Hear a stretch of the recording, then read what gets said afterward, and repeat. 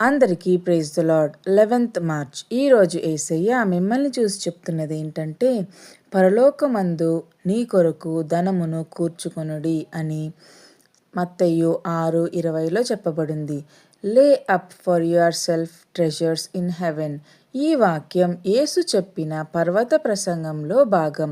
ఇక్కడ యేసు భూమిలోని సంపాదన మరియు పరలోక సంపాదన మధ్య తేడాను చెబుతున్నాడు.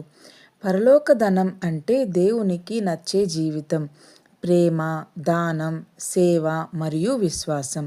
కాబట్టి ప్రియమైన బిడ్డల్లారా, కేవలం భౌతిక సంపాదన కోసం మాత్రమే జీవించకూడదు.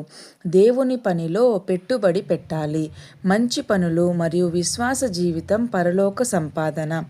మన హృదయం ఎక్కడ ఉంటుందో మన జీవితం కూడా అక్కడే ఉంటుంది.